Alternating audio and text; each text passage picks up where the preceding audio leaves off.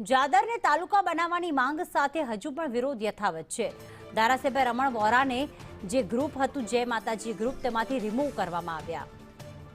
Group એડમિને Ramanlal વોરાને remove કર્યા છે। આ ગ્રુપમાં વિસાવદરવાડી કરવાની હતી તેવી પોસ્ટ વાયરલ કરવામાં આવી હતી અને પોસ્ટ વાયરલ થયા બાદ આખો વિવાદ વકર્યો હતો કે જાદરને તાલુકો જાહેર કરવામાં આવે। ગ્રામ્ય વિસ્તારોએ માંગ કરી છે।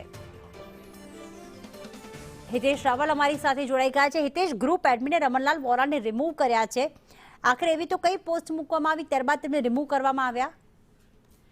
જી પ્રીતિ, અવારનવાર જે મુદ્દો સાંજ દરમિયાન 2 દિવસ પહેલા વકર્યો હતો કે જે મુદ્દો વિસાવદર થાય તે રીતે મેસેજ ફોરવર્ડ કર્યો હતો। ત્યારબાદ ગાંધીનગર મુલાકાત કરી હતી અને ત્યારબાદ અચાનક તેમને રિમૂવ કરવામાં આવ્યા હતા। સમગ્ર ઘટના જે વાત કરીએ તો સાબરકાંઠા જાદરને તાલુકો બનાવવા મુદ્દે વિરોધ વધુ ઉગ્ર બન્યો હતો। રમણ વોરા સહિત ભાજપ સામે રોષ યથાવત રહેતા સોશિયલ મીડિયામાં ભારે વિરોધ થઈ રહ્યો છે। સ્થાનિક કાર્યકરો અને રહીશો ખુલ્લેઆમ અસંતોષ વ્યક્ત કરી રહ્યા છે। જાદર તાલુકા અંગેના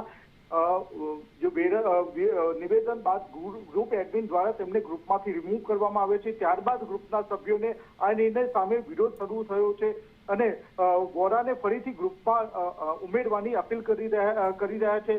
ગ્રામ્ય વિસ્તારમાં જાદર તાલુકાની માંગ વધતી જતા લોકો અવારનવાર ચૂંટણીનો બહિષ્કાર ચીમકી આપી રહ્યા છે। સૂત્રોના જણાવ્યા મુજબ રમણ વોરાએ જાદરના કાર્યકરોને ગાંધીનગર બોલાવ્યા બાદ પક્ષ વિરુદ્ધ મેસેજ કર્યો હતો, જેને કારણે વિવાદ વધુ ભડક્યો છે। સમગ્ર મામલે સાબરકાંઠાના રાજકારણમાં નવા તણાવનો માહોલ સર્જાયો છે। જી પ્રીતિ, આભાર તમામ વિગતો માટે હિતેશ।